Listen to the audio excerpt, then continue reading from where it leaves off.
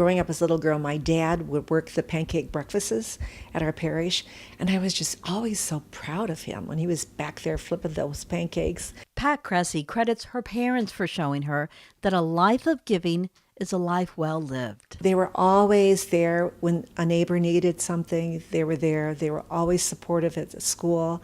So I had great role modeling.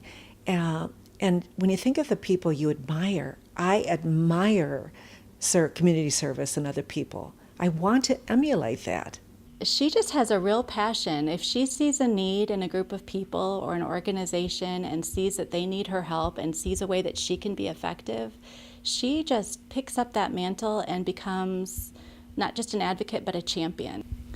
You know, I think the most important thing I've learned from her is looking for the good in others. She is a true optimist. She celebrates other people's strengths. And we grew up in a very positive environment. Pat is truly generous in every sense of the word. When Rose Meisner thinks of Pat, the word radiance comes to mind.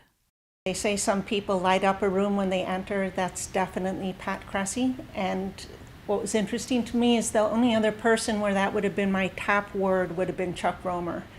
And when I think about their collaboration for decades around the leadership program that Pat just brought to great heights, I think it's fitting that that word radiance describes them both. When she's passionate about something, you better get out of the way because it's just going to happen. In the mid-'80s, after running a capital campaign for the Montessori school and volunteering at various nonprofits, Pat was asked to be the first executive director of Leadership South Bend, Mishawaka, a program that builds community members into servant leaders. Pat's commitment to leadership was so strong that she donated her salary back to the program and volunteered for another 8 years to help continue to strengthen it. While there, she developed the Youth Leadership Program. Pat has a unique ability of being able to see the gifts and talents in somebody that they might not see in themselves, and then enabling them and encouraging them to step up and to do the things that they're good at doing. And she is a real promoter in doing that, in empowering people. Did she do that for you? Absolutely. Because when I came on board doing the Youth Leadership Program, she said, Pam, we can do this. I go, Pat, I have no idea about leadership. And high school kids, I'm scared to death. And we did it. It just happened, and here we are 26 years later. When I left the leadership program, I, of course, wanted to stay involved in the community.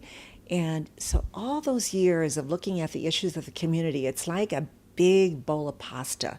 It's hard to figure out where health issues stop and housing starts, where education, they're all interconnected. So in my mind, I figured it would be the mother. If you could help the mother be strong and raise her family, we would all be a better community. I think it's so fitting that the YWCA is recognizing Pat Cressy. One of the things that really stands out about Pat is for decades she has really modeled what it means to balance career and family and community service. She's a wonder in that regard, so I look to her as a role model on a lot of different levels, and her concern about children and families, her own children and families and everybody else's, is just shines about Pat. I love them. That's great with the little ones. You can tell when she engages with them that she's trained as a Montessori teacher, because she'll get down on their level and really speak to them where they're at. And her face just lights up. Pat's support of the YWCA's program for the smallest victims of domestic violence is helping to ensure children who have witnessed violence in their homes get the counseling and help they need to heal from the trauma and break the cycle of violence. Pat's commitment and involvement with our children here is really just planting seeds for the future. That's what she's doing with us here. And what we'll see in 10 or 20, 30 years from now is that we have children who are living in safe, stable relationships, and then are able to provide that for their children and the generation beyond that. There's a wonderful saying that